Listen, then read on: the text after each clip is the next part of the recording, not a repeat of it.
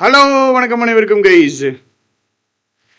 எங்கள் எடிட்டோரியல் பார்க்க போகிறோம். நேற்று எடிட்டோரியலில் முடிச்சுட்டு இங்கே வர போகிறோம். சரியா? ஸோ எஸ்டர்டேஸ் எடிட்டோரியலில் கொஸ்டின் ஆன்சருக்கு ஆன்சர் சொல்ல போகிறேன். ஓகே, திருப்பி ரிவைஸ் பண்ணணும்.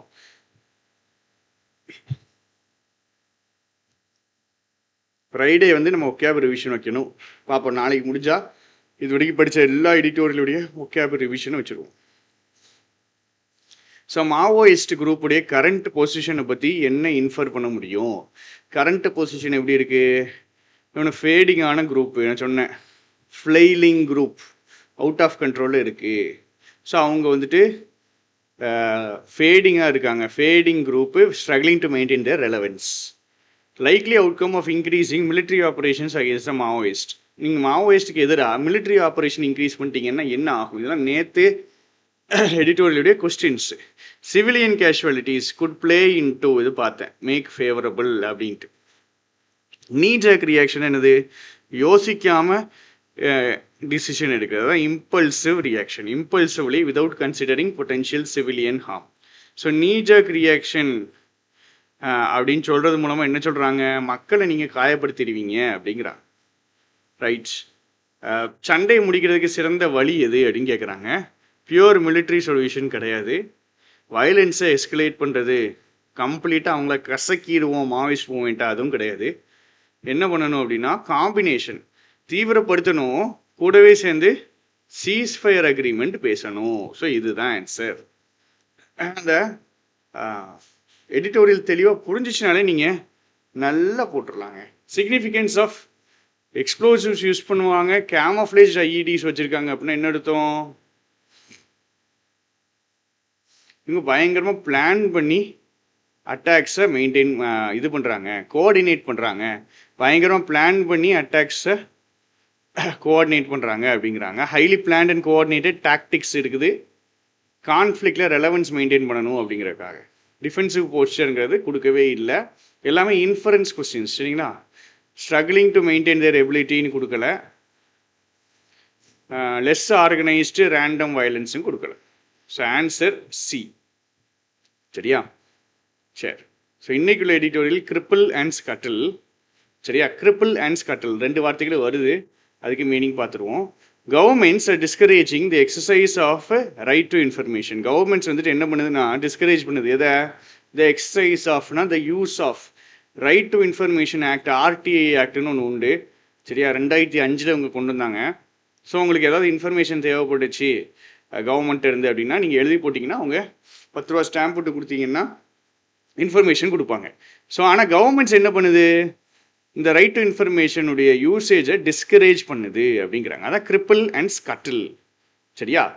நம்ம ஸ்டூடெண்ட்ஸ் என்ன கேட்டாங்கன்னா, சார் நம்ம ஃபஸ்ட்டு ஒகேப்ஸ் படிச்சிருவோம், முதல்ல ஒகேப்ஸ் படிச்சிருவோம், அதுக்கப்புறம் நம்ம பேசேஜுக்குள்ளே போவோம்னாங்க. ஸோ சரியா? அப்பேரண்ட் அப்படின்னா வெளிப்படையான, கிளியர்லி விசிபிள், வெளிப்படையான, ஆப்வியஸ். சரியா? ஆப்வியஸாக வெளிப்படையாக இருக்கிறது. Opposite hidden, obscure, ambiguous. ஆம்பிகுவஸ்னாலும் அன்கிளியர், வேகுனாலும் அன்கிளியர். அடுத்து அமெண்ட்மெண்ட்ஸ்னா சேஞ்சஸ், ரிவிஷன்ஸு, ஆல்ட்ரேஷன்ஸ், மாடிஃபிகேஷன்ஸ், அதுதான் அமெண்ட்மெண்ட்ஸ். இது எதில் பண்ணுவாங்க? லாஸில் பண்ணுவாங்க, டாக்குமெண்ட்ஸில் பண்ணுவாங்க. எஃபிகசி அப்படின்னா எஃபிஷியன்சி. சரியா?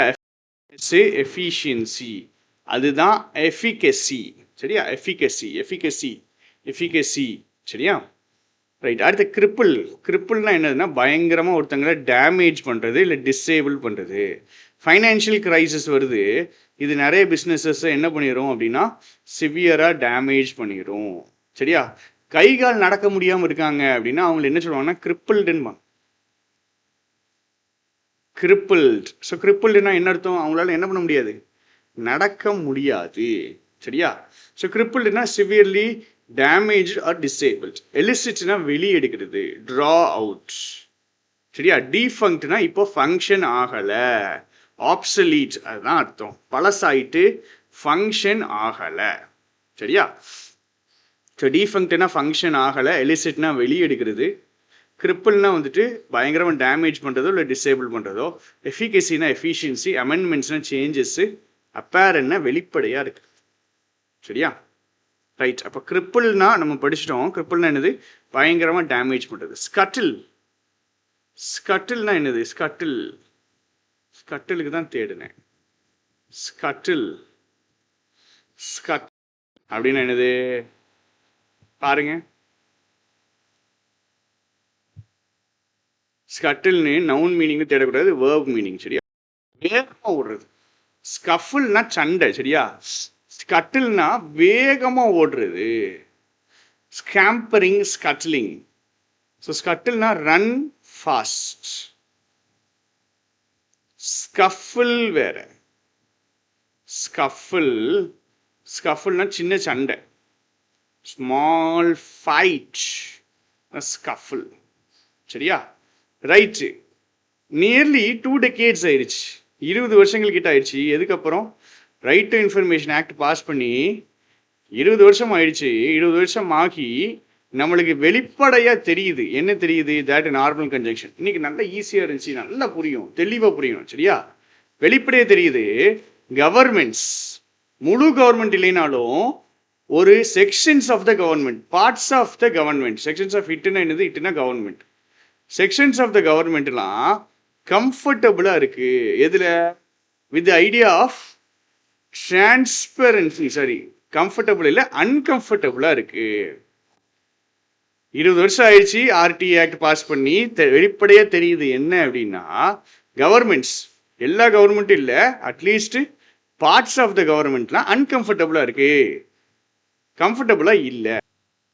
பார்ட்ஸ் ஆஃப் த கவர்மெண்ட்லாம் அன்கம்ஃபர்டபுளாக இருக்கு. எதில்? என்னடா வெளிப்படையாக இருக்கணுமா? வெளிப்படையாக இருக்கணுமா? Idea of transparency and empowerment. And எதையும் சேர்க்குதுன்னா transparency and empowerment associated with இட்டுன்னா என்ன அர்த்தம்னா அசோசியேட்டட் வித் த ஆர்டிஐ.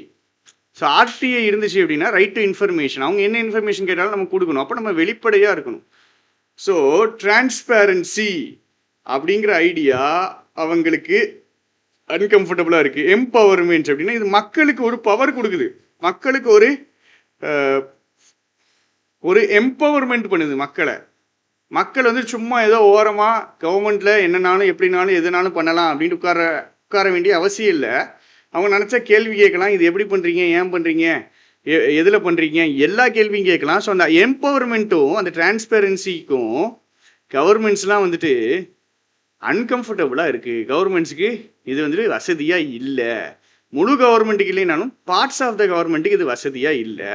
அதனால் என்ன பண்ணுறானுங்க? அமெண்ட்மெண்ட்டு போடுறானுங்க. எதுக்கு? டைல்யூட் பண்ணணும். டைல்யூட் பண்ணுறதுன்னு என்ன அர்த்தம்? சாதாரணமாக்குறது. சரியா? டு மேக் நார்மல் ஆக்குறது. தண்ணி ஊற்றினா தான் ஒரு விஷயம் டைல்யூட் ஆகும். சரி, டைல்யூட் ஆகிட்டு அப்படின்னா அதோடைய பவர் போயிடும். அதான் டைல்யூட் ஆகுறது. நம்ம படிச்சிருப்போம். Dilute hydrochloric acid and concentrated hydrochloric acid. Concentrated hydrochloric ஆசிட்னு என்ன அர்த்தம்? ஃபுல்லாக ஹைட்ரோக்ளோரிக் ஆசிட் தான் நிறையா இருக்கும். டைல்யூட் பண்ணிட்டாங்கன்னா தண்ணியை கலக்கிட்டானுங்க, சாதாரணமாயிட்டுன்னு அர்த்தம். ஸோ அமெண்ட்மெண்ட் பண்ணி டைல்யூட் பண்ணுறாங்க. எதை? அதோடைய எஃபிஷியன்சியை, எதுடைய ஆர்டிஐடைய எஃபிஷியன்சியை அமெண்ட்மெண்ட் பண்ணி டைல்யூட் பண்ணுறாங்க. அப்புறம் அட்டெம்ப்ட் பண்ணுறாங்க. எதுக்கு? டிஃபீட் பண்ணணும் ஆர்டிஐ. இட்டுனா என்னது? ஆர்டிஐ தான். எப்படி டிஃபீட் பண்ணுறானுங்கன்னு பாருங்க. ஃபஸ்ட்டு அமெண்ட்மெண்ட் போடுறானுங்க, அப்புறம் அட்டெம்ப்ட் பண்ணுறானுங்க. டைல்யூட் பண்ணணும், டிஃபீட் பண்ணணும். எப்படி பண்ணுறான்னு தெரியுமா? Delaying or denying information have been quite common for years. So ஒன்று எஃபிகேசியை டைல்யூட் பண்ணுறதுக்கான அமெண்ட்மெண்ட்ஸு, இன்னொன்று அட்டெம்ப்ட்ஸ் டு டிஃபீட் இட். இது ரெண்டுமே சப்ஜெக்ட். அட்டெம்ப்ட்ஸும் சப்ஜெக்ட்டு, அமெண்ட்மெண்ட்ஸும் சப்ஜெக்ட். எப்படி தினமா டிஃபீட் பண்ணுறானுங்க? நீங்கள் இன்ஃபர்மேஷன் கேட்பீங்க, ஒன்று அந்த இன்ஃபர்மேஷனை கொடுக்க மாட்டாங்க, இல்லை இன்ஃபர்மேஷனை டிலே பண்ணுவாங்க கொடுக்குறது.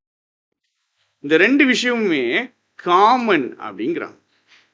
have been quite common. have been the verb. Dilute பண்றதும் டிஃபீட் பண்றதும் இவங்களுக்கு ரொம்ப காமன். ஸோ அமெண்ட்மெண்ட் போடுறாங்க டைல்யூட் பண்றதுக்கு, டிஃபீட் பண்றதுக்கு அட்டெம்ப்ட் பண்றாங்க. எப்படி டிஃபீட் பண்ணணும்னு நினைக்காங்க? டிலே பண்ணுவாங்க, இல்லை டினை பண்றாங்க இன்ஃபர்மேஷனை. இப்படி சாதாரணம் தான் அப்படிங்கிறாங்க. Another way to scuttle the law. ஸ்கட்டில் the law. ஸ்கட்டில் the law. ஸ்கட்டில் the Lana என்ன மீனிங்கு? ஸ்கட்டில்னா என்ன மீனிங் நம்ம பார்த்தோம்? ஸ்கட்டில்னா என்ன மீனிங் பார்த்தோம்? நம்ம வேகமாக ஓடுறதுன்னு பார்த்தோமா? ஸ்கட்டில்னா என்ன மீனிங் பார்த்தோம்? வேகமாக ஓடுறது அப்படின்னு பார்த்தோம். இங்கே என்ன வேகமாக ஓடுது? லாவா வேகமாக ஓடுது. Another way to scuttle the law. Another வேன்னு சொல்கிறாங்க. அப்போ இங்கிட்ட ஒரு வழி இருக்குது. என்னது? டைல்யூட் பண்ணுறானுங்க, டிஃபீட் பண்ணுறானுங்க. இது ஒரு வழி. டிலே பண்ணி டினை பண்ணி. சரியா? இன்னொரு வழி லாவை ஸ்கட்டில் பண்ணுறதுக்கு. அப்படின்னா ஸ்கட்டில் அப்படின்னா வேகமாக ஓடுறதுன்னு படிச்சிருக்கோம். அதை தாண்டி ஒரு மீனிங் இருக்குது. இதுதான் இங்கிலீஷுடைய மிகப்பெரிய பிரச்சனையே. ஸ்கட்டில்னா மூழ்கடிக்கிறது. சிங்க், வேணும்னே மூழ்கடிக்கிறது. சரியா? உங்களுடைய கப்பலை நீங்களே மூழ்கடிக்கீங்கன்னா அதுதான் ஸ்கட்டிலிங். சரியா? ஸ்கட்டிலிங் வேணும்னே ஃபெயில் ஆக்குறது. Deliberately causing to fail. Deliberately cause to fail. வேணும்னே தோக்கடிக்கிறது.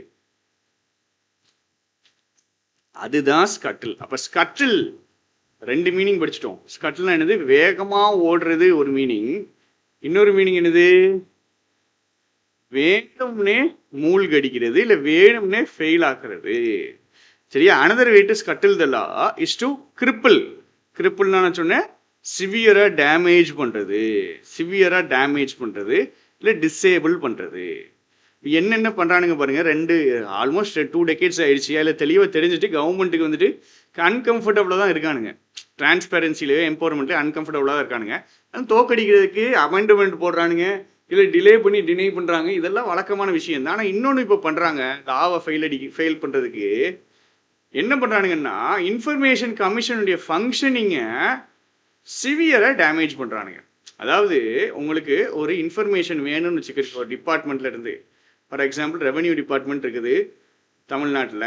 ரெவன்யூ டிபார்ட்மெண்ட்லேருந்து எத்தனை கலெக்டர்ஸ் இது வரைக்கும் இருந்திருக்காங்க அப்படின்ட்டு ஒரு இன்ஃபர்மேஷன் கேட்குறீங்க அப்படின்னா இந்த இன்ஃபர்மேஷன் வந்துட்டு திடீர்னு இவங்க என்ன பண்ணுவாங்க? கொடுப்பாங்க, இல்லை கொடுக்குறத டிலே பண்ணுவாங்க, டினை பண்ணிட்டாங்க. சரியா? கொடுக்கலன்னு வச்சுக்கிறோம். உங்களுக்கு இன்ஃபர்மேஷன் கேட்கிங்க ரெவன்யூ டிபார்ட்மெண்ட்டில் எத்தனை கலெக்டர் இது வரைக்கும் இருந்திருக்காங்க அப்படின்ட்டு.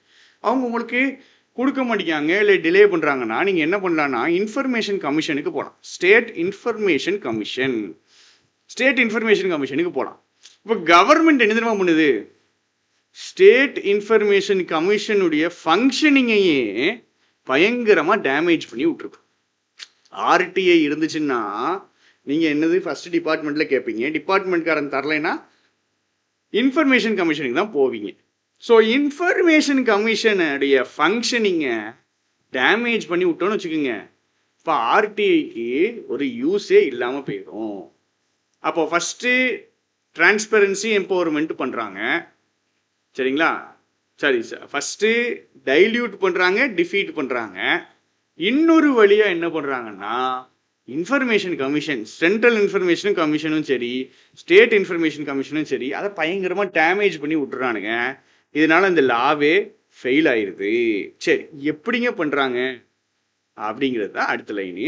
வெளியே திரும்ப அந்த இஷ்யூ வந்திருக்கு. சுப்ரீம் கோர்ட் ஆஃப் இந்தியா கேள்வி கேட்குது. எதை?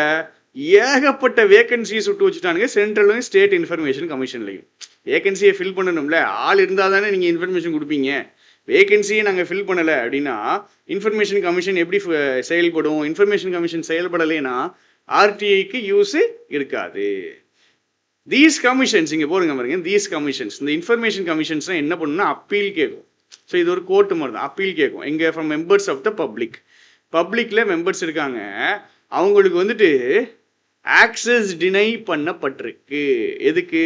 இன்ஃபர்மேஷன் தரமாட்டேன்னு சொல்லிட்டாங்கனாலோ, இல்லை இன்ஃபர்மேஷனை வெளியெடுக்க ஒரு ரெஸ்பான்ஸை வெளியெடுக்க ஃபெயில் ஆயிட்டாங்கனாலோ, have failed to elicit a response from designated information officers in various departments and institutions. நான் சொன்னேன்ல, ஃபார் எக்ஸாம்பிள் ரெவன்யூ டிபார்ட்மெண்ட்டே சொன்னேன். ஏதோ ஒரு டிபார்ட்மெண்ட் இருக்குது, இன்ஸ்டிடியூஷன் இருக்குது, அங்கே இன்ஃபர்மேஷன் ஆஃபீஸர்னு ஒருத்தர் இருப்பார். அவர்கிட்ட இருந்து நீங்கள் ரெஸ்பான்ஸு எடுக்க தவறிட்டீங்கனாலோ, இல்லை அவர் உங்களுக்கு இன்ஃபர்மேஷன் கொடுக்கலனாலோ, நீங்கள் அப்பீலுக்கு இந்த State Information Commission, Central Information கமிஷனுக்கு போகலாம். ஆனால் அது கவர்மெண்ட் என்ன பண்ணிடுது? இந்த ஸ்டேட் இன்ஃபர்மேஷன் கமிஷன்லையோ சென்ட்ரல் இன்ஃபர்மேஷன் கமிஷன்லையோ, ஸ்டேட் கவர்மெண்ட்டும் சரி சென்ட்ரல் கவர்மெண்ட்டும் சரி, ஏகப்பட்ட வேகன்சியை விட்டு வச்சுட்டு அப்போ அவங்களால என்ன பண்ண முடியாது? வேலை பார்க்க முடியாது. அப்போது அப்பீல் கேட்க முடியாது. அப்போ ஆர்டிஐக்கு யூஸு இருக்காது. இப்போ டிவிஷன் பெஞ்ச் வந்துட்டு ஹேஸ் டேக்கன் நோட் எடுத்துகிட்டு என்னது என்ன fact has taken note of the fact. Has taken note அப்படின்னா ரெகக்னைஸ் பண்ணிடுச்சு, தெரிஞ்சுக்கிடுச்சு, அதாவது அதை அக்னாலேஜ் பண்ணுது இந்த ஃபேக்டை. என்ன ஃபேக்ட்னா இது நார்மல் கன்ஜங்ஷன். 8 வேகன்சி இருக்கான் இன்ஃபர்மேஷன் கமிஷனர்ஸில். எங்கே? சென்ட்ரல் கவர்மெண்ட்டில், சென்ட்ரல் இன்ஃபர்மேஷன் கமிஷனில் 8 வேகன்சி இருக்கான். அதே நேரத்தில் 23,000 அப்பீல்ஸ் பெண்டிங்காக கிடக்கு. நீங்களே யோசிச்சு பாருங்க, நீங்கள் ஒரு இன்ஃபர்மேஷன் வாங்கணும்னு நினைக்கிங்க, போயிட்டு நீங்கள் கவர்மெண்ட் ஆஃபீஸில் போய் நிற்கிறீங்க, அவன் தரமாட்டேன்னு சொல்லிட்டான், இல்லை லேட் ஆகும் அப்படிங்கிறான். நீங்கள் அப்பீலுக்கு ஸ்டேட் இன்ஃபர்மேஷன் கமிஷனுக்கு சென்னைக்கே போயிட்டீங்கன்னு வச்சுக்கிறோம். அங்கே பார்த்தீங்கன்னா 23,000 அப்பீல் பெண்டிங்கில் இருக்குது. அப்போது உங்கள் கேஸ் எப்போ ஹியரிங்க்கு வந்து எப்போ நீங்கள் கேட்ட இன்ஃபர்மேஷன் கிடச்சி அதுக்குள்ளே பப்ளிக் என்ன பண்ணிடுவான், போய் துறையிறாங்கன்னு விட்டுட்டு போயிடுவான். ஸோ அதுக்கு தான் அந்த சுப்ரீம் கோர்ட்டு இவங்கள சொல்லுது, நீங்கள் இவ்வளவு வேகன்சி விட்டுருக்கீங்களாடா, எதுக்கு விட்டுருக்கீங்கன்னு கேள்வி கேட்டிருக்காங்க. எதுக்கு விட்டுருக்கீங்க? இப்போ பாருங்கள், இது ஜென்ரல் ஸ்டோரி. ஆர்டிஐயை வழக்கமாகவே எவனுக்குமே பிடிக்காது அப்படிங்கிற கதை எங்கேருந்து இது வரைக்கும் இருக்குன்னா இங்கேருந்து இது வரைக்கும் இருக்குது. ஆர்டிஐயை இவனுக்கு டிலே பண்ணுறானுங்க, டினை பண்ணுறானுங்க, எஸ்கேப் ஆகிறதான் ட்ரை பண்ணுறாங்க. ஆனால் இப்போ இன்னொரு வழி கண்டுபிடிச்சிருக்கானுங்க. அப்போ இதுதான் இன்ட்ரோ, நம்ம கதையுடைய இன்ட்ரோ இந்த இருக்கு. இங்கேருந்து இது வரைக்கும் இன்ட்ரோ, இது இன்ட்ரோ. இதுக்கப்புறம் அடுத்த இதில் தான் என்ன வந்துருக்கு, எக்ஸ்பிளனேஷன். ஸோ இதில் அந்த ஆர்டிஐ எப்படி செயல்படும் அப்படிங்கிற மாதிரி சொல்லியிருக்காங்க. இவ்வளோ அப்பீல்ஸ் பெண்டிங்காக இருக்குது, இவ்வளோ வேகன்சிஸ் ஃபில் பண்ணாமல் இருக்குது. Right, okay. In fact state level information கமிஷன்ஸ்லாம் ஆல்மோஸ்ட் ஃபங்க்ஷனே ஆகுறது இல்லையா. ஏன்? ஃபார் வாண்ட்னா லேக்னு மீனிங்க. வாண்ட்னா தேவை, தேவைன்னு என்ன அர்த்தம், அந்த விஷயம் இல்லாமல் இருக்குது. வாண்ட்னா லேக்குன்னு ஒரு மீனிங் இருக்கும், புரிஞ்சுக்கணும். சரியா? வாண்ட்னா என்ன மீனிங் இருக்கும்? லேக். வாண்ட்னா லேக் அப்படிங்கிற மீனிங் இருக்கும். So for lack of members to hear the பப்ளிக்கை கேட்கறதுக்கு மெம்பர்ஸ் ஆளே இல்லை. அதனால ஸ்டேட் இன்ஃபர்மேஷன் கமிஷன்ல என்ன ஆயிடுச்சு, ஆல்மோஸ்ட் பழசாகி செயல்படவே இல்லை அப்படிங்கிறார். எந்த கோர்ட்டுனாலும் கேட்க தான் செய்யும். Is bound to ask, is bound டுனா டெஃபினெட்லி, இஸ் பவுண்ட் டுனா வில் டெஃபினெட்லி. சரியா? எந்த கோர்ட்டுனாலும் கேட்க தானங்க செய்யும். இன்னும் ஆளையே போடாமல் டீஃபங்க்டாக கிடக்கு, அது ஒரு பப்ளிக்கு யூஸ் ஆகக்கூடிய ஒரு ஆர்கனைசேஷன் அப்படின்னா எந்த கோர்ட்டுனாலும் கேள்வி கேட்க தான் செய்வான். As the court has now ton, court இப்படி செஞ்சிருக்கு, இப்போ கேட்டிருக்குல்ல, அதே மாதிரி எந்த கோர்ட்டுனாலும் கேட்க தான் செய்யும். எப்படிடா ஒரு இன்ஸ்டிடியூஷன் யூஸாக இருக்கும், எப்படி ஒரு institution, how institution can be of any use if it ஆட்களே இல்லை அந்த இன்ஸ்டிடியூஷனுக்கு. எதுக்கு? லாக்கு கீழே டியூட்டிஸ் பண்ணுறதுக்கு ஆள்களே இல்லைன்னா அந்த இன்ஸ்டிடியூஷன் இருந்து எதுக்குடா அப்படின்னு கேட்குறாங்க. யார் கேட்குறா? கோர்ட்டு தான் கேள்வி கேட்குது. கவர்மெண்ட்டு அமைதியாக என்ன பண்ணுறானுங்க, இதெல்லாம் அண்டர் கிரவுண்டில் பண்ணிக்கிட்டு கிடக்கானுங்க. இன்ஃபர்மேஷன் கமிஷனுக்கு வேணும்னு ஆள் போடாமல் வச்சுருக்காங்க. ஸ்டேட் இன்ஃபர்மேஷன் கமிஷன்லாம் சில ஸ்டேட் இன்ஃபர்மேஷன் கமிஷனில் ஆல்மோஸ்ட் டீஃபங்க்டுங்கிறாரு, செயல்படாமே கிடக்கு அப்படிங்கிறார். இதெல்லாம் பார்த்தீங்கன்னா சென்னையில் ஆஃபீஸ் இருக்குது. இப்போ எங்கள் ஆஃபீஸுக்கு வந்துட்டு வருது ஆர்டிஐ வரும்போது அவங்க என்ன பண்ணுவாங்க, பதில் கொடுப்பாங்க. பதில் அவங்களுக்கு சாட்டிஸ்ஃபேக்டரியாக இல்லை அப்படின்னா அவங்க என்ன பண்ணுவாங்க, யாருனாலும் சென்னைக்கு போவாங்க. ஸோ சென்னைக்கு அப்பீலுக்கு போனாங்க அப்படின்னா அந்த ஆஃபீஸர்ஸையும் சேர்த்து கூப்பிட்டு அங்கே வச்சு ஒரு ஹியரிங் மாதிரி நடத்துவாங்க. ஸோ இந்த கதை தான். ஆனால் அந்த சென்னைக்கு போவ ஸ்டேட் இன்ஃபர்மேஷன் கமிஷனில் ஆள் இல்லை, ஆளை போட மாட்டார்கள் அப்படிங்கிறது தான் இவருடைய பிரச்சனை. ஸோ இம்பார்ட்டனா கொடுக்கறது, இன்ஃபர்மேஷன் கொடுக்கறது, இல்லை நாலேஜ் கொடுக்கறது. சரியா? இம்பார்ட்ஸ் அப்படின்னு என்ன அர்த்தம்? கொடுக்கறது, இன்ஃபர்மேஷன் கொடுக்கறது, இல்லை நாலேஜ் கொடுக்கறது. சரியா? இந்த ப்ரொஃபஸர் இம்பார்ட்டட், ப்ரொஃபஸர் கொடுக்குறாரு, என்ன கொடுக்குறாரு? வேல்யூபிள் இன்சைட்ஸ் கொடுக்குறாரு. அடுத்த ரிவைவல்னா திருப்பி உயிருக்கு கொண்டு வர்றது. ஸோ ஒரு விஷயம் பயங்கரமாக முக்கியமாக இருந்திருக்கும், அதுக்கப்புறம் அவருடைய முக்கியத்துவம் குறைஞ்சிருக்கும், திருப்பி உயிருக்கு கொண்டு வர்றது, திருப்பி பாப்புலர் வர்றது, திருப்பி இம்பார்ட்டன்ட் கொண்டு வர்றது, அதான் ரிவைவல். ப்ரோ ஆக்டிவ் அப்படின்னா என்ன அர்த்தம்? ப்ராப்ளமுக்கு முன்னாடியே ஸ்டெப்ஸ் எடுக்கிறது. Before problem arises, before an issue, steps before an issue, அதுதான் proactive. Proactive, proactive அப்படின்னா என்ன அர்த்தம் அப்படின்னா முன்னாடியே நீங்கள் ஸ்டெப்ஸ் எடுக்கிறது. ப்ரிவென்டிவ் ஆக்ஷன் அப்படிம்பாங்க. ப்ரீஎம்ப்டிவ் கரெக்டு. சரியா? இதுக்கு ஆன்டனிம்ஸ் வந்து ரியாக்டிவ்னா நடந்ததுக்கு அப்புறம். ப்ரோஆக்டிவ் அப்படின்னா என்ன அர்த்தம்? நடக்கிறதுக்கு முன்னாடி. நடந்து முடிஞ்சதுக்கு அப்புறம் எழுதுக்கு பேர் தான் ரியாக்டிவ். அடுத்துக்கு அட்டானமி அப்படின்னா இண்டிபெண்டன்ஸ், செல்ஃப் கவர்னன்ஸ் இல்லை இண்டிபெண்டன்ஸ். சில காலேஜஸ்ல அட்டானமஸ் காலேஜஸ் அப்படின்னா என்ன அர்த்தம்? தானா செயல்படுவாங்க. அவங்க அண்ணா யூனிவர்சிட்டி கீழே தான் வருவாங்க. பட்டு கொஸ்டின் பேப்பர் எல்லாம் என்ன பண்ண மாட்டாங்க, கொஸ்டின் ஆன்சர் ஷீட் எல்லாம் அண்ணா யூனிவர்சிட்டிக்கு அனுப்ப மாட்டாங்க, அவங்களே திருத்திக்கிடுவாங்க. அட்டானமஸ். இன்னெவிட்டபிள் அப்படின்னா அன்அவாய்டபிள். ஸோ செகண்ட் பேராகிராஃபில் தான் அனாலிசிஸ் வரப்போகுது. பேசிக்காக என்ன சொல்லியிருக்காரு? இந்த ஆர்டிஐ ஒன்றில் பிடிக்காது பார்த்துக்கிடுங்க. இன்னும் சும்மாவே டிலே பண்ணுவானுங்க. இப்போ புதுசாக ஒரு கதையை கொண்டு வந்துட்டானுங்க. ஆள் போட மாட்டேங்க. ஸ்டேட் இன்ஃபர்மேஷன் சென்ட்ரல் இன்ஃபர்மேஷன் கமிஷனுக்கு எந்த கோர்ட்டுனாலும் கேள்வி தானடா கேட்போம். நீங்கள் ஆளை போடலன்னு எப்படி அது செயல்படும் அப்படிங்கிற மாதிரி அவர் கேட்குறாரு. இப்போ கோர்ட்டு என்ன பண்ணியிருக்கு? தேடி இருக்க சார்ட் டு இம்பார்ட் கொடுக்குறது. என்ன கொடுக்கணும்? சில அர்ஜென்சி கொடுக்கணும் இந்த மேட்டருக்கு. எப்படி?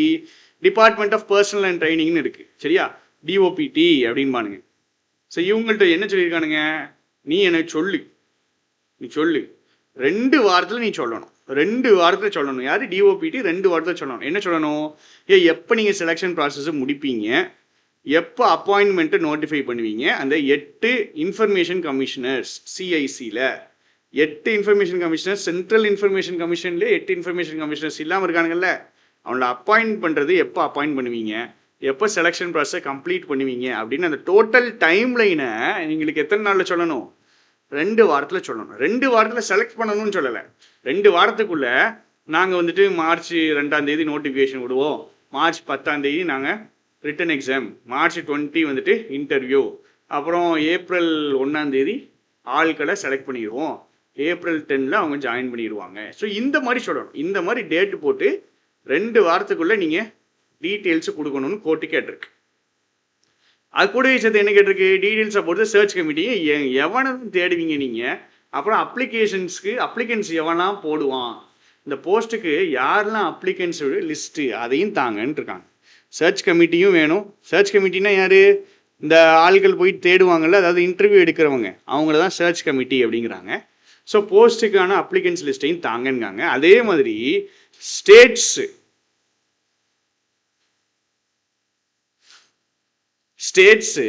இந்த ஸ்டேட்ஸை என்ன பண்ணிடுச்சு? அப்பாயின்மெண்ட் ப்ராசஸ் ஆரம்பிச்சிடுச்சு. ஆனால் எதுவும் ஸ்பெசிஃபிக் டைம் லைன் இல்லை. அப்பாயின்மெண்ட் ப்ராசஸ் ஆரம்பிச்சு எப்போ முடிப்பாங்கன்னே தெரியல. அப்படி இருக்கக்கூடிய ஸ்டேட்ஸுக்கெல்லாம் கேட்கப்படுது.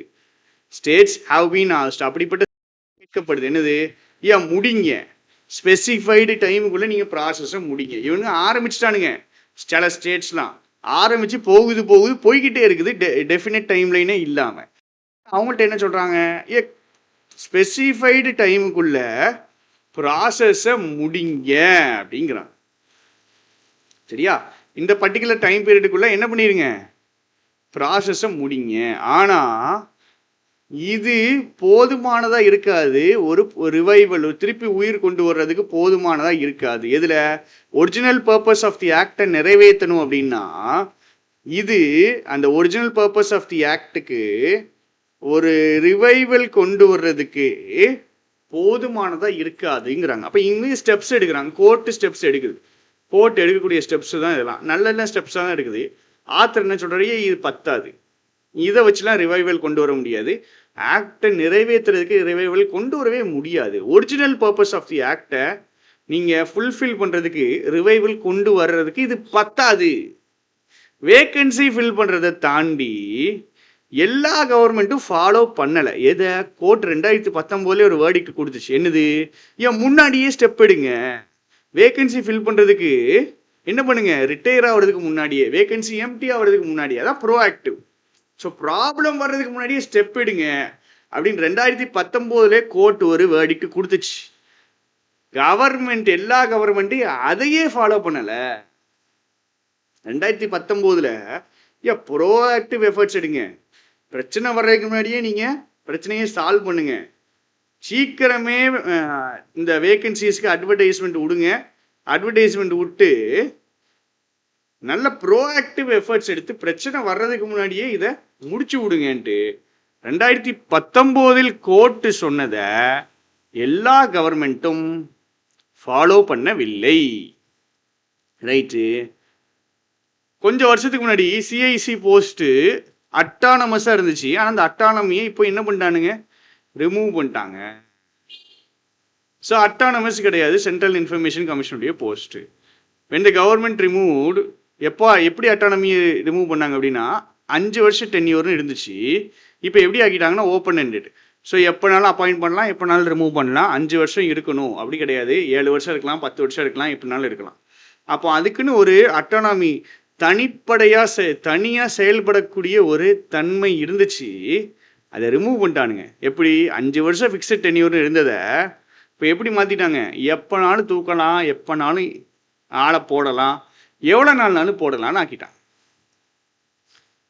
வாழ்க்கையில் நிறைய ஃபீல்டு இருக்குங்க. அந்த நிறைய ஃபீல்டுலேருந்து கேண்டிடேட்ஸ் அப்பாயிண்ட் பண்ணுறதுக்கு இவங்க பெருசாக ஒன்றும் பண்ணலை. Not much has been done.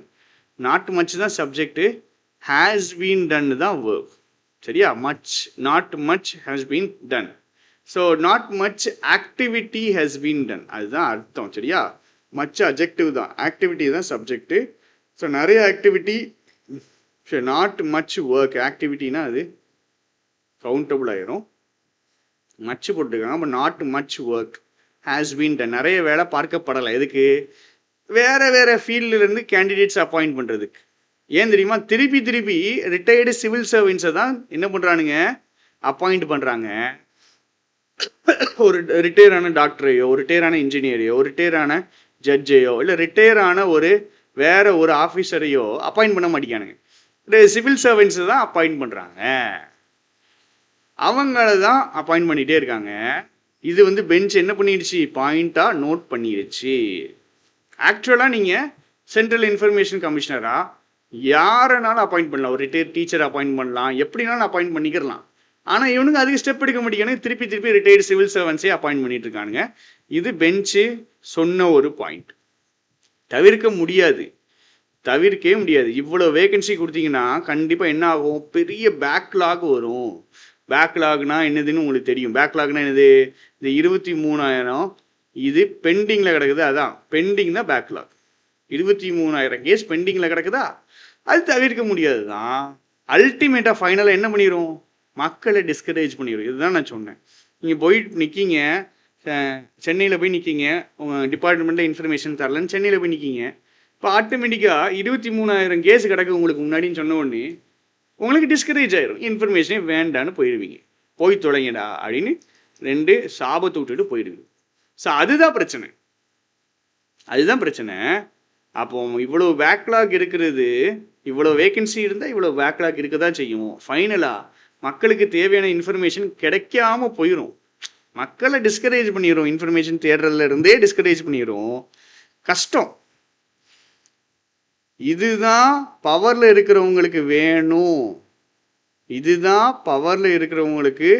வேணும்னு கன்க்ளூட் பண்ணாமல் இருக்கிறது கஷ்டம். It is difficult not to conclude. பவரில் இருக்கிறவங்களுக்கு this is what those in power want. சூப்பராக இருக்கு class. this is what those in power want. சரி, இதை நீங்கள் பிடிக்கணும். சரிங்களா? இதை சென்டென்ஸ் ஸ்ப்ளிட் பண்ணணும். கிராமர் கிளாஸு 2 எடிட்டோரில் இருக்குது. கிராமர் கிளாஸு நாளைக்கு இல்லை நாளை கழிச்சு வைப்போம். அதில் உங்களுக்கு நல்லா நான் ஸ்ப்ளிட் பண்ணி சொல்லித்தரேன். இதுக்கு சென்டென்ஸ் மீனிங் புரிஞ்சுக்கணுங்க. பவரில் இருக்கிறவங்களுக்கு இதுதான் வேணும்ன்ட்டு கன்க்ளூட் பண்ணாமல் இருக்கிறது கஷ்டம். என்ன சொல்கிறாங்க? ஈஸியாக மாத்திர பாருங்க. It is easy to conclude, difficult not to கன்க்ளூட்னு என்ன அர்த்தம்? Easy to conclude. ஈஸியாக நம்ம என்ன கன்க்ளூட் பண்ணிடலாம்? பவரில் இருக்கிறவனுக்கு இதுதான் வேணும்னு ஈஸியாக கன்க்ளூட் பண்ணிடலாம். பவரில் இருக்கிறவனுக்கு என்ன வேணும்? மக்கள் இன்ஃபர்மேஷன் தேடக்கூடாதியா. மக்களுக்கு ஆர்டிஐ நீ ஒரு வழி ஏற்படுத்தி கொடுத்துட்ட. ஆனால் எப்படிலாம் முடியுமோ அப்படிலாம் நான் என்ன பண்ணிடுவேன்? கண்ட்ரோல் பண்ணுவேன், ஸ்டைஃபில் பண்ணுவேன், ஸ்கஃபில் பண்ணுவேன், எல்லாமே பண்ணுவேன். ஸ்கட்டில் பண்ணுவேன், நல்லா மூழ்கடிப்பேன், ஒன்றுமில்லாமல் ஆக்குவேன், பேரலைஸ் பண்ணுவேன், கிரிப்பிள் பண்ணுவேன், எல்லாமே பண்ணுவேன். தெளிவாக நம்மளுக்கு என்ன தெரியுது, பவரில் இருக்கிறவனுக்கு இதுதான் வேணும் அப்படின்னு நம்ம ஈஸியாக கன்க்ளூட் பண்ணிடலாம். சரியா? ஸோ புரிஞ்சிருக்கும்னு நினைக்கிறேன். ரொம்ப ஃபாஸ்ட்டாக போடன்னு நினைக்கிறேன். இந்த இது நேற்று எடிட்டோரியோட கொஞ்சம் ஈஸியாக இருந்திருக்கும், கதை நல்லா இருந்திருக்கும். பேராகிராஃபில் எப்படி ஃப்ளோ வருதுன்னு பாருங்கள். ஃபஸ்ட்டு பேராகிராஃபில் எப்போவுமே பிரச்சனை தான், ஃபஸ்ட் ஜென்ரலாக பேசுவாங்க. அதுக்கப்புறம் என்ன பிரச்சனை, இப்போ என்ன வழியை பண்ணியிருக்கானுங்கன்னா ஆள் போட மாட்டேங்கானுங்க.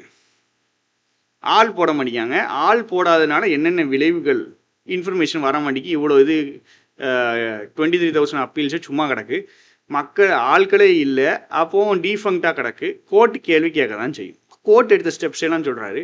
கோர்ட் இவ்வளோ ஸ்டெப் எடுத்தால் ரிவைவல்லாம் வராது. இது முக்கியமான பாயிண்ட். நீங்கள் பாருங்கள், இங்கே அப்படியே திருப்புமுனை, இந்த திருப்புமுனை பாயிண்ட்னா எதுன்னா இதுதான் திருப்புமுனை பாயிண்ட்.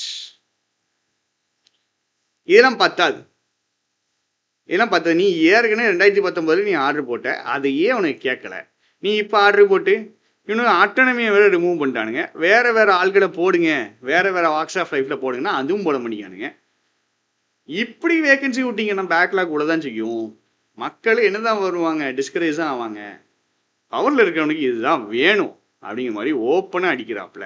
சரிங்களா? ஸோ இதுக்கு முன்னாடி வரைக்கும் கோர்ட் எடுக்கிற ஸ்டெப்ஸ், இதுக்கு பின்னாடி என்ன சொல்கிறாங்க, இது பத்தாது, வேறு என்னென்ன பண்ணணும், வேறு என்னென்ன பிரச்சனை இருக்குன்னு ஒரு வரிசையாக லிஸ்ட்டு போடுறாரு. சரிங்களா? ஸோ இவ்வளோதான் நம்மளுடைய எடிட்டோரியல். ஒக்காப்ஸை திருப்பி ஒரு தடவை படிச்சிருவோம். இன்னெவிட்டபிள்னா அன்அவாய்டபிள். சரியா? அட்டானமினா தனியாக செயல்படுது. ப்ரோஆக்டிவ்னா பிரச்சனை வர்றதுக்கு முன்னாடி ஸ்டெப்ஸ் எடுத்துறது தான் ப்ரோஆக்டிவ். ரிவைவல்னா திருப்பி உயிர் கொடுக்கறது. இம்பார்ட்னா கிவ் நாலேஜ் ஆர் இன்ஃபர்மேஷன். டீஃபங்க்ஷனா அது என்ன ஆயிடுச்சு, ஃபங்க்ஷன் ஆகலை. எலிசெட்னா வெளியெடுக்கிறது. கிரிப்பிள்னா டேமேஜ் பண்ணுறது இல்லை டிசேபிள் பண்ணுறது. ஸ்கஃபிள் ஃபைட். ஸ்கட்டில்னா என்ன மீனிங்கு, ஸ்கட்டில்னா ரன் ஃபாஸ்ட், வேகம் ஓடுறது, ஸ்கேம்பர் அப்படிங்கிற மீனிங். இன்னொரு meaning sink, deliberately cause to fail, வேணும்னு தானே ஃபெயில் ஆகுறது. இவனுக்கு என்ன பண்ணுறானுங்க, லாவை ஸ்கட்டில் பண்ணுறாங்க. எஃபிகசினா எஃபிஷியன்சி, அமெண்ட்மெண்ட்ஸ்னா சேஞ்சஸ், அப்பேரண்ட்னா வெளிப்படையாக இருக்கிறது. சரியா? ஸோ ஒக்காப்ஸு பார்த்தாச்சு. கீழே வழக்கம் போல் உங்களுக்கு சம்மரி இருக்கும், அப்புறம் கொஸ்டின்ஸ் இருக்கும். 5 கொஸ்டின் இருக்கும், தெளிவாக ஆன்சர் போட்டுருணும். பிடிஎஃப் அட்டாச் ஆகிருக்கும், குரூப்பில் அட்டாச் ஆகிருக்கும். சரியா? டிஸ்கிரிப்ஷனில் இல்லை, குரூப்பில் இருக்கும். நம்ம டெலிகிராம் குரூப்பில் இருக்கும். அபிட் சார் இங்கிலீஷு பேங்கிங்னு அடிச்சிங்கன்னா வந்துடும். பேர் அடிச்சிங்கனாலே வந்துடும். லிங்க்கு டிஸ்கிரிப்ஷனில் வைக்க சொல்கிறேன். நேற்று எடிட்டோரியலுடைய ஒக்காப்ஸை ரிவைஸ் பண்ணலை, அதை ரிவைஸ் பண்ணிவிட்டு கிளாஸை முடிச்சிடும்.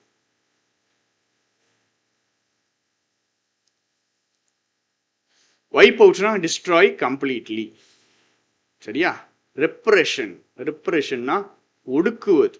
சரியா? கண்ட்ரோல் பண்ணுறது, ஒடுக்குறது. அடுத்தது ரிட்டாலியேஷனா பழி வாங்குறது. அப்சர்வ் அப்படின்னா கிவ் அப்பையும் வயலன்ஸை கிவ் அப் பண்ண மாட்டேங்காங்கன்னு வந்துடும். இன்னெவிட்டபிள் பாருங்க, இன்னைக்கு வந்துச்சு அன்அவாய்டபிள். கேமோஃப்ளேஜ்னா ஹிட்டனாக இருக்குது, மறைஞ்சிருக்குது. பேஸ்னா ஸ்பீட். பாஸ்டியன் ஸ்ட்ராங் ஹோல்ட், அதான் பாஸ்டியன். ஃப்ளைலிங் அப்படின்னா moving wildly, usually because of loss of control. பொட்டன்சினா எஃபெக்டிவ்னஸ். எஃபிகசி, பொட்டன்சி, எஃபெக்டிவ்னஸ், எஃபிஷியன்சி எல்லாம் ஓகே தான். இம்ப்ரவைஸ்ட் நான் சொன்னேன். இம்ப்ரவைஸ்டு இந்த ஒரு எக்ஸாம்பிள் சொன்னேன்.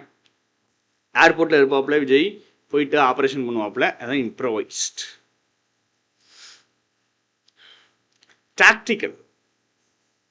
டாக்டிக்கல் அப்படின்னா ஸ்ட்ராட்டஜிஸ். வெஞ்சர்னா தைரியமாக ஒரு விஷயத்த பண்ணுறது, அதான் வெஞ்சர். ஃபேக்ஷன்ஸ்னா குரூப்ஸ். ஆர்மிஸ்டைஸ்னா சமாதானம், peace. Futility uselessness, adversaries, enemies. அப்புறம் இன்சர்ஜென்ட்ஸ்னா கலகம் ஏற்படுத்துபவர், ரிவால்ட், மியூட்டினி, பண்ணுறவர் தான் இன்சர்ஜென்ட். சரியா? ஓகே கைஸ், கிளாஸ் எப்படி இருக்குன்னு கமெண்ட் பண்ணுங்கள். ரெகுலராக பாருங்கள், உங்களுக்கு கண்டிப்பாக டிஃப்ரென்ஸ் தெரியும். 15 days பார்த்தீங்கனாலே நச்சுன்னு இருக்கும். ஸோ வேறு என்ன ஆட் பண்ணணும் அப்படின்னு எது இருந்தாலும் சொல்லுங்கள். Thank you, tata, bye by.